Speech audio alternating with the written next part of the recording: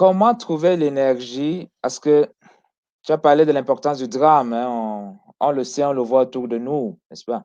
Mais lorsqu'on n'a pas vécu de drame, comment Voilà, ne pas attendre de vivre un drame pour se réveiller, pour se mettre en action? Comment trouver cette force, cette cette force. détermination?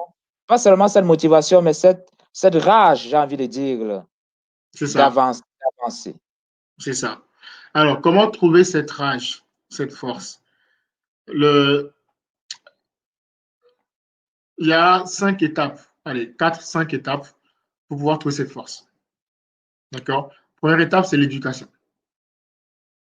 La vie change par l'éducation. La vie ne change pas par la motivation. Si le gars est un idiot, tu le motives, dans le meilleur des cas, tu vas obtenir quoi? Un idiot motivé. Mais il ne sera pas entrepreneur. Il sera pas un leader. Tu comprends?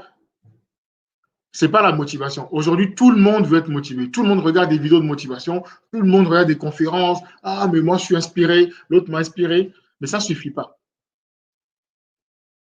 Ça ne suffit pas. Ça dure le temps d'une rose. Voilà. Et après, ça repart. Et après, tu te poses encore la question, oui, mais comment on fait pour passer d'un salarié à entrepreneur? Première étape, l'éducation. Il n'y a rien de pire que d'être stupide, d'être ignorant, de ne pas être au courant. On est à l'ère de l'accès facile à l'information. Chaque être humain a le devoir de savoir. Il faut s'éduquer. Il faut apprendre. Même si tu n'es pas intéressé. Il y a une conférence sur nous, par exemple, on organise une conférence la semaine prochaine Le sur trading. le trading. Même si tu n'es pas intéressé par le trading, il faut se connecter, La, s'éduquer. la, Même la si tu n'as pas savoir. curiosité. L'éducation, Voilà. la curiosité. Il faut s'éduquer. Il faut s'éduquer. Il faut apprendre. L'immobilier, il y a des livres sur l'immobilier. Aujourd'hui, il y a des livres sur tout. Il faut s'éduquer. Et en plus, ce qui est génial, c'est que même si tu n'aimes pas lire, aujourd'hui, il y a des livres audio. Tu peux écouter les livres. Première étape pour trouver la motivation, pour trouver l'énergie, la rage de prendre cette décision, c'est d'augmenter ses connaissances. On est plus rassuré quand on sait des choses. La peur vient de l'ignorance. Le racisme vient de l'ignorance. Le sexisme vient de l'ignorance. L'intolérance vient de l'ignorance. La colère vient de l'ignorance. Quand, quand quelqu'un se met en colère, généralement, c'est parce que la personne est perdue face à la situation. Alors que quand tu as l'information, quand tu es au courant, quand tu comprends comment les gens vivent en Inde, quand tu comprends comment les gens vivent en Chine, quand tu comprends comment les gens vivent en France, au Canada, en Italie, c'est plus facile d'être tolérant. Tu comprends?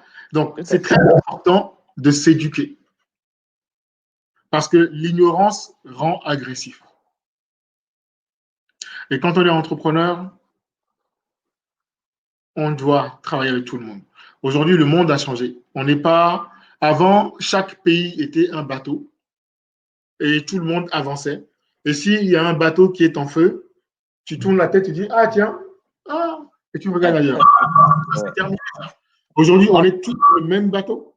on le voit avec cette pandémie, hein. C'est un exemple extraordinaire de ce point de vue-là. Exactement. On est tous dans le même bateau. Et chaque pays est une cabine.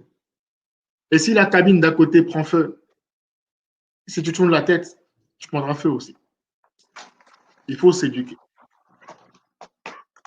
OK. Il y a ce qu'on appelle Other People Experience, l'expérience des autres. S'intéresser à l'expérience des autres. Il y a des gens, ils te montrent ce qu'il ne faut surtout pas faire. Le drame dans Tout leur à vie fait.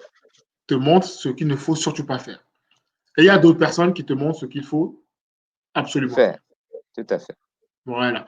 Et tout ça, c'est très important. Tu dois connaître l'histoire de Hitler pour savoir ce qu'il ne faut pas faire. Mais tu dois aussi connaître l'histoire de Gandhi pour savoir ce qui a marché. Donc, il y a des gens qui disent non, non, non, il faut que du positif, la loi de l'attraction au positif. Mais tu dois savoir aussi le négatif. Comment ça a détruit des gens. Pour comprendre et l'enseigner à tes enfants. Tout à fait. D'accord? Donc, notre rôle en tant que leader, en tant qu'entrepreneur, c'est de savoir, augmenter son savoir. Première étape, l'éducation. Super. Deuxième étape, Kojo. Deuxième étape après l'éducation, c'est l'action. S'éduquer, c'est important. Ensuite, après l'éducation, il faut passer à l'action. La connaissance se transforme en compétence par l'action. Action. Sans action, il n'y a pas de miracle. Il y a un jeune homme qui est parti voir, c'est un monsieur qui est parti voir un gourou et qui dit, ah oui, mais gourou, j'ai entendu dire que tu fais des miracles. Le gourou a dit, oui, je fais des miracles, bien sûr. Et il a dit au gourou, on a des problèmes, ma famille n'arrive pas à manger, et en plus, on doit trouver de l'argent, on doit payer les impôts à la fin du mois, et je ne sais même pas comment faire, on n'a pas d'argent, est-ce que tu peux faire apparaître de l'argent, s'il te plaît? Le gourou lui a dit, mais bien sûr, je sais faire des miracles, bien sûr, viens, je vais faire.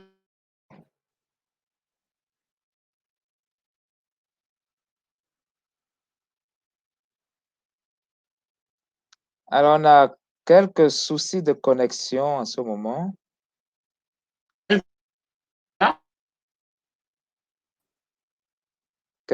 Quelques soucis de connexion, nos excuses, ça devrait se rétablir là, en quelques instants.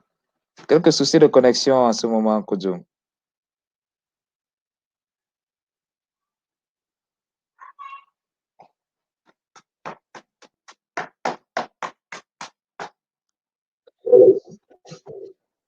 Tu m'entends? Ah, voilà, là, c'est de retour. Voilà, c'est de retour. C'est de retour, Donc, je voilà. reprends. Donc, le monsieur dit au gourou, voilà, j'ai besoin d'argent avec mes enfants, on doit manger, en plus, on doit payer les impôts avant la fin du mois et on ne sait pas comment faire. Le gourou lui dit, bien sûr, viens. Alors, il va voir le gourou et le gourou lui dit, va pêcher. Va à la pêche. Et c'est tellement brillant. Il dit, va à la pêche, va pêcher. Et ce qui est extraordinaire, c'est que le monsieur était un pêcheur. Il lui a dit, va pêcher. Alors le monsieur est parti pêcher et il a eu la meilleure pêche de toute sa vie. Mais le point de départ, c'est va faire l'action. Va faire l'action. Sans action, il n'y a pas de miracle. Ça ne tombera pas du ciel. Je vais te donner une terre fertile. Je vais faire en sorte que ta récolte soit extraordinaire. Mais le premier pas, le point de départ, c'est que tu fasses l'action. Dans toutes les religions qui prônent quand même le miracle, toutes les religions prônent le miracle, le paradis, le bonheur, le bien-être. Dans toutes les religions, on te dit, fais un pas et Dieu fera deux pas. Tout à fait. On n'a pas Tu vas dans dit, le bon sens assieds-toi. et tu feras le reste. Voilà. Fais un pas et Dieu fera deux pas. Chez moi, au Togo, ma mère disait tout le temps, quand tu as une marmite à porter sur la tête, d'abord, Dieu te dit, mets-le sur le genou et je la mettrai sur ta tête. OK. Le point de départ, c'est ça. Tu ne peux pas aller voir ton frigo et dire, frigo, j'ai faim, donne-moi à manger. Le frigo te dit non, non, ça ne marche pas comme ça. Non. D'abord, tu dois d'abord ramener la nourriture. Est-ce que tu as fait les courses? C'est ça le point de départ. Et Effectivement. ça, il faut le comprendre. Donc, quand j'entends des gens dire oui, mais on devrait nous faciliter la tâche, quand même, le gouvernement ne fait rien pour nous, mais qui t'a vendu ce plan? Tu dois revoir ta vie. Le plan de ta Ah. vie n'est pas bon. Personne ne le fera pour toi. Donc, prendre sa vie en main plutôt que d'attendre que la manne nous tombe du ciel. Hein. Aller chercher la manne, en quelque sorte. Sans action, il n'y a pas de miracle. Sans action, il n'y a pas de miracle. Tu peux avoir une terre fertile, des opportunités, tout ce que tu veux. Tu as une terre fertile et tu vas voir la terre, tu dis, oui, mais la terre, donne-moi des mangues. La terre te dit, non, non, non. D'abord, apporte-moi des graines. Plante, plante. Donne-moi un peu d'eau. Et là, attends, et je vais te donner des mangues. Excellent. C'est ça le point de départ. Donc, il faut prendre conscience que sans action, il n'y a pas de miracle. Donc, tous les gens qui aujourd'hui font du développement personnel et font la loi de l'attraction et croisent les doigts, il y a tellement de gens aujourd'hui dans notre génération qui croisent les doigts. Bertrand, à un moment donné, il y aura des médecins qui seront spécialisés dans les crampes de doigts. Il y aura des médecins qui seront spécialisés dans les crampes de doigts. Il y a tellement de gens qui croisent les doigts aujourd'hui parce qu'ils ont lu le livre Le Secret et qui pensent que ça va tomber du ciel. Ils écrivent, ouais, moi je veux 1 million. Voilà mon tableau des rêves. Mais tu as fait quoi hier? Quelles sont les actions que tu as faites aujourd'hui? Qu'est-ce que tu as fait? Combien de coups de fil as-tu passé? Combien de suivis as-tu fait? Ouais. Combien de prospections tu as faites?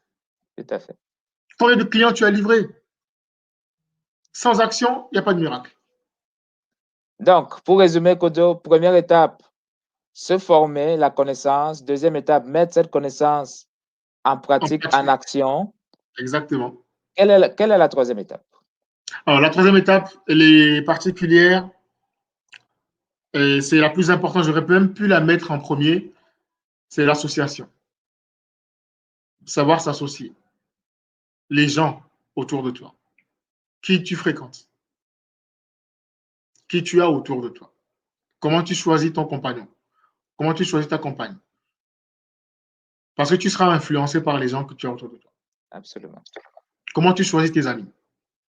Je me rappelle quand j'étais chez Alcatel, alors non pas chez Alcatel, chez Paprec, le groupe Paprec, j'ai rejoint le groupe Paprec, j'avais 25 ans et j'ai accepté de rejoindre en tant que technicien informatique. J'avais un bac plus 2, malgré mon background et malgré tous les contrats, tout ce que j'ai pu gérer, j'ai accepté de repartir de zéro.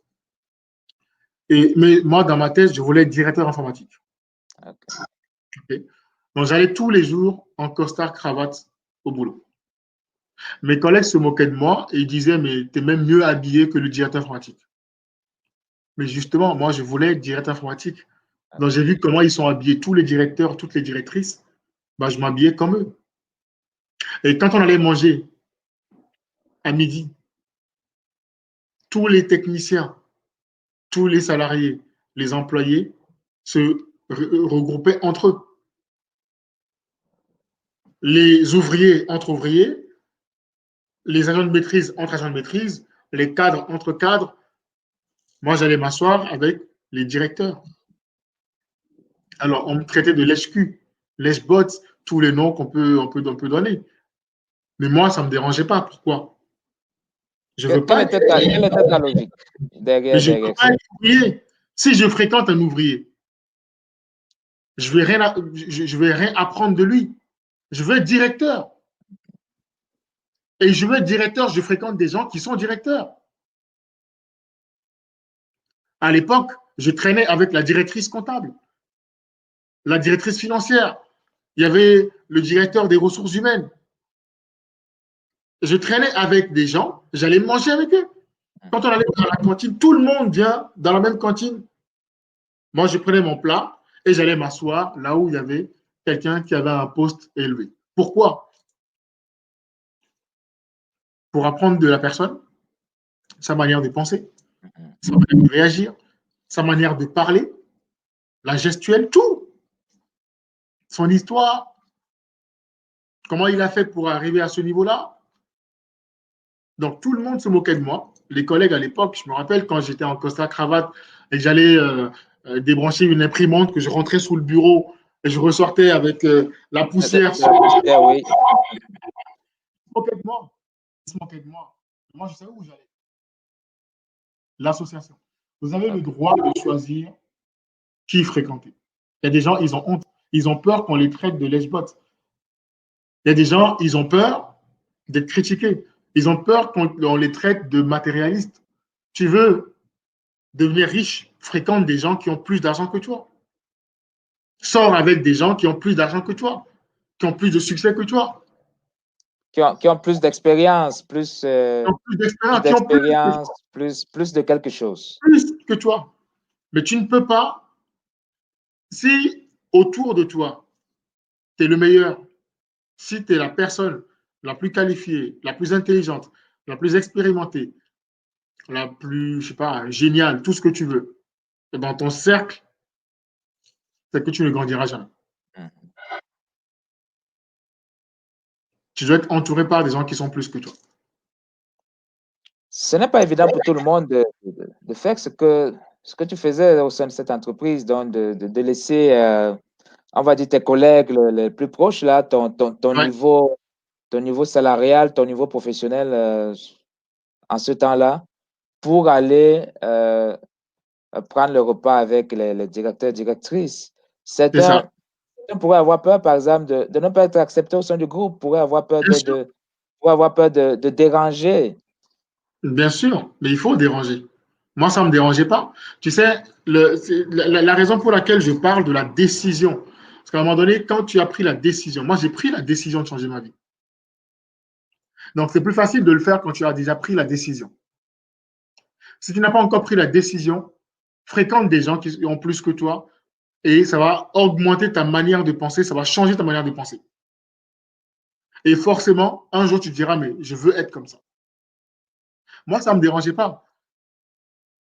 Quand, quand j'étais en train de construire ma vie, quand je voyais quelqu'un dans une belle voiture, j'allais toquer à sa fenêtre et je lui disais, écoutez, j'aimerais avoir la même voiture que vous, qu'est-ce que je peux faire? OK. J'allais toquer à la fenêtre. Quand je vois quelqu'un avec une belle montre, je dis, ah, tiens, j'aime beaucoup votre montre. Qu'est-ce que je peux faire pour avoir la même chose? C'est comme ça que j'ai rencontré plein de monde. Mhm. Qu'est-ce que je peux faire pour avoir ce que tu as? OK. Aujourd'hui, j'ai 40 ans, j'ai une vie plutôt correcte, j'ai une belle entreprise qui marche bien, je roule en Jaguar, j'ai une belle maison, j'ai une famille heureuse, mais j'ai la vie que j'ai voulu avoir quand j'avais 16 ans. Tu vois? Et Ouais. c'est ça, c'est prendre la décision de ce que Prendre la tu veux. décision signifie aussi, Kodo, poliment de t'interrompre un peu ici, prendre la décision signifie, si je te comprends bien, là, le nom dit en fait de ton discours, c'est prendre la décision en acceptant on va dire les conséquences, hein, les efforts, les sacrifices qui Le vont prix, avec. c'est ça. Mais quand tu prends la décision, en fait, le drame te force à prendre la décision. Par exemple, quand tu prends la décision d'une bonne santé, tu rentres chez toi, tu as envie de grignoter, mais tu ne le fais pas. Quand tu fumes, tu sais que fumer, c'est pas bien. Tout le monde sait que ça tue. Tout le monde sait que c'est pas bon pour la santé. Mais quand tu dis, ouais, mais j'ai essayé d'arrêter, mais j'y arrive pas. Bizarrement, on te découvre un cancer du poumon. Comme par hasard, tu fumes plus. Ouais. Parce que la fin s'est subitement rapprochée, là. Voilà. Donc, ce qui est bizarre, en fait, c'est que dès qu'il y a le drame, le prix, on accepte de le payer. Tous les problèmes qu'il y a avec le succès, on accepte de le payer. Ouais. Mais quand on n'a pas de drame, on C'est veut impossible, pas. ça semble insurmontable. Oui, parce qu'on veut pas, on n'a pas envie. Par contre, quand tu fréquentes, si tu es, par exemple, fumeur et tu veux arrêter de fumer, si tu continues de fréquenter des gens qui fument, mais comment tu veux faire pour avoir l'énergie, la force Mhm. d'arrêter de fumer? C'est pas possible. Tout à fait. Excellent. Donc, Voilà. Donc, la l'association, connaissance, l'action, donc mettre en application ces connaissances et l'association. voilà, l'association. Donc, le Quel est le réseau, les gens, quatrième? l'entourage. Le quatrième et, et le dernier point, okay, le dernier point important, c'est le progrès. Le succès aime l'excellence. Le succès aime l'excellence. D'ailleurs, lundi, je vais animer une formation chez Néo Entrepreneur sur les étapes pour exceller dans tout ce qu'on fait. Le succès aime l'excellence. D'accord? Donc, vous devez progresser chaque jour. Chaque jour, progresser. Chaque jour, il faut être meilleur qu'hier.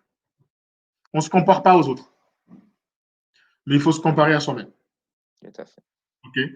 Il faut, pour être excellent dans un domaine précis, il faut y mettre au moins 10 000 heures de travail. Okay? Généralement, après 10 000 heures de travail constant, acharné sur un domaine précis, on devient un expert. Okay? C'est-à-dire environ 10 ans, hein? Environ 10 ans, 9 à 10 ans. OK? Donc, pour pouvoir faire ça, il faut vraiment aimer ce qu'on fait. OK? Il faut aimer ce qu'on fait. Donc, je vais l'expliquer un peu plus lundi, mais ce qu'il faut comprendre, c'est que pour pouvoir devenir un expert, pour pouvoir exceller dans un domaine, il faut aimer ce que vous faites. Alors, maintenant, je vais nuancer mon propos. Quand quelqu'un te dit, imaginons, on te donne un cours, et ce cours à l'école, tu n'arrives pas à le retenir dès que tu apprends le cours, à un moment donné, ça te fatigue, tu n'arrives pas, tu n'arrives pas. Parce que c'est quelque chose qui ne te passionne pas. Tu le fais par obligation. D'accord? Ouais. Donc, quand on fait les choses par obligation, le prix à payer est lourd. Le poids est lourd. D'accord? Et c'est ce que je dis, c'est parce que la promesse n'est pas claire. Quand tu prends la décision de changer ta vie,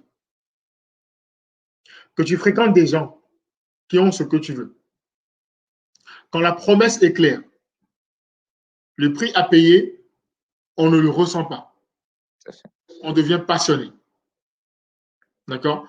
L'entrepreneuriat, notre métier en tant qu'entrepreneur, c'est régler des problèmes. 80% de ma journée, c'est juste gérer des problèmes. Apporter des solutions. Tes équipes. C'est ça. C'est gérer des problèmes. Il y a ça qui ne va pas. Il y a tel problème, il y a telle histoire. Ah, tiens, mais attention, sur le marché, il y a un nouveau concurrent. On a fait ci, qu'est-ce qu'on fait? C'est notre vie, c'est ça. Donc, vous devez être passionné par régler des problèmes. Si tu veux être entrepreneur, si aujourd'hui, à la moindre difficulté que tu as dans ta vie, tu commences à pleurer, oh là là, mais j'en ai marre, mais regarde l'autre, il parle tout le temps, il pleure tout le temps. Si tu te plains des problèmes, c'est que tu n'es pas prêt à passer au niveau supérieur, à progresser. Parce que plus tu montes dans la hiérarchie, quand j'étais technicien informatique, mon salaire était moins élevé que quand j'étais directeur informatique.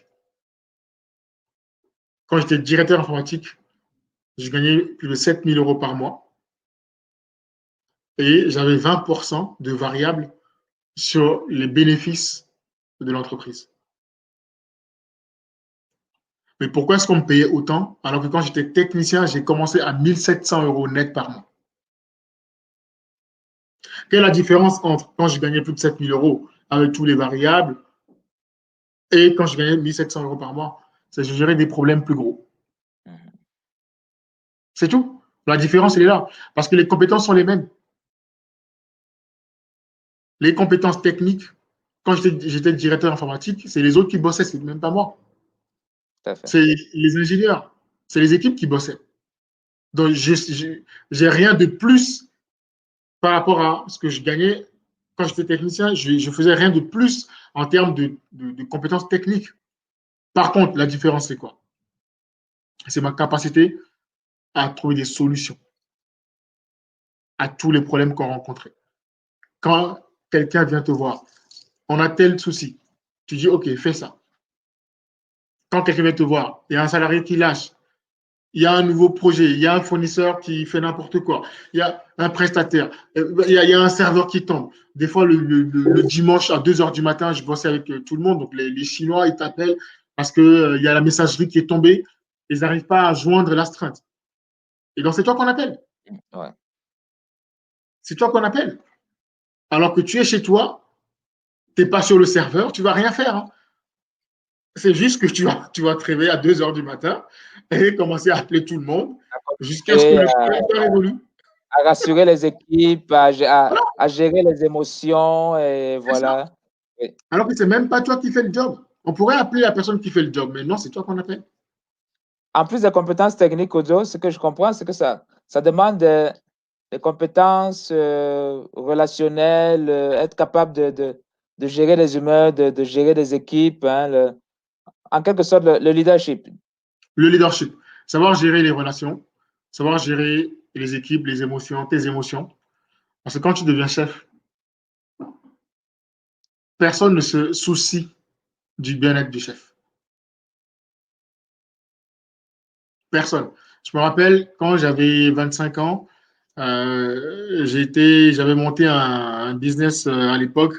Je produisais des clips, des clips de rap, des courts-métrages, des défilés de mode et tout ça. Et je me rappelle, on a tourné un film de 17 minutes et le film, il a duré 4 jours, 3 nuits. On n'avait pas assez d'argent, assez de budget. Donc, pour ne pas dépenser trop d'argent, on a dû travailler 4 jours d'affilée et 3 nuits. On tournait la journée et la nuit. OK. OK? J'avais des équipes différentes. Les équipes de jour, les équipes de nuit. Ah. OK? À la fin du tournage, personne ne s'est demandé, mais lui, il ne dort pas. Comment il a tenu la nuit et jour, nuit et jour, nuit et Ils ne se jour? sont même pas posé la question. Parce que c'est normal. Personne ne s'est posé la question. Est-ce qu'il a dormi? Est-ce qu'il a mangé? Rien. Personne. Parce que c'était normal. C'était mon job. Tu vois? Excellent. Donc, c'est les compétences autres qu'il faut avoir.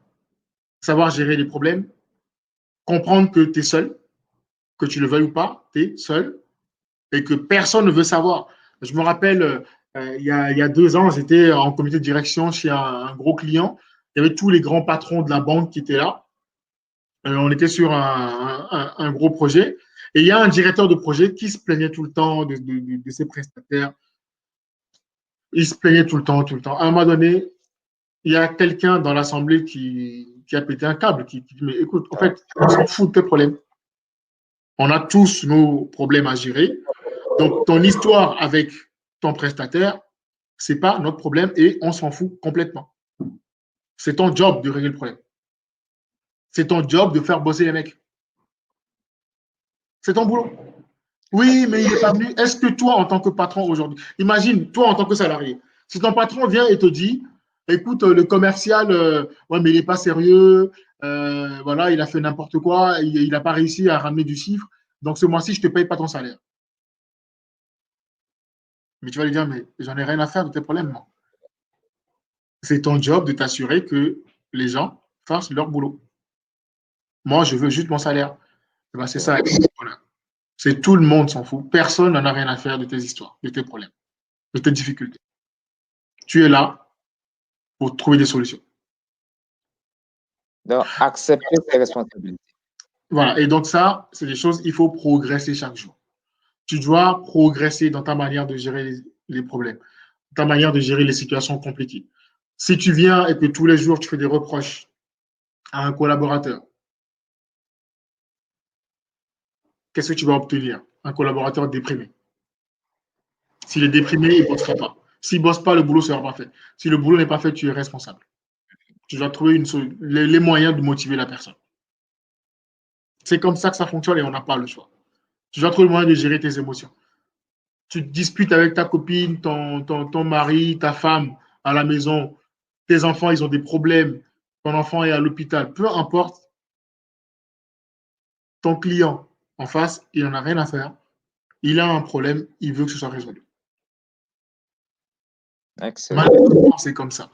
Et c'est ça notre job d'entrepreneur, c'est que tu deviens responsable de plein de gens.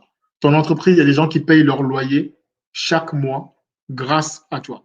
Il y a des gens qui nourrissent leur famille, qui comptent envoyer leurs enfants en vacances à l'école, qui comptent payer la pension de leurs parents. Il y a des gens qui comptent sur ce salaire, ce revenu pour vivre. Donc, tu ne peux pas venir et dire, désolé, ce mois-ci, ça n'a pas marché. Désolé, on a des problèmes. Non, non, tu ne peux pas. On a bien compris que l'entrepreneur est la seule personne responsable hein, de l'avenir de l'entreprise, que cela aille bien ou mal. Et d'ailleurs, c'est quand ça va mal que l'entrepreneur est responsable. Quand ça va bien, c'est son C'est équipe. grâce aux équipes. Est-ce que Voilà, c'est bien ça?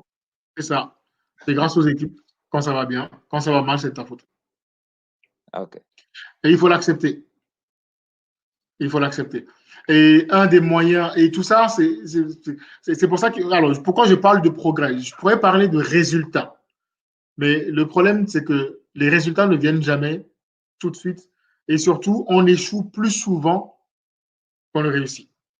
C'est la plupart des plans que tu vas mettre en place, des stratégies que tu vas mettre en place ne marcheront pas. D'accord? Il y a toujours plus d'échecs que de succès. Ce qui est bien avec le succès, c'est qu'il suffit de réussir une fois. Pour assurer l'avenir.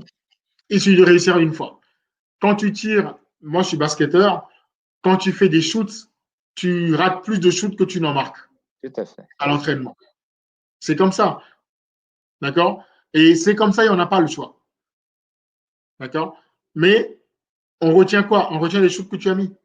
Effectivement. On retient les gens qui ont été en finale. On perd plus de finales qu'on en gagne. C'est comme ça. Tout à fait.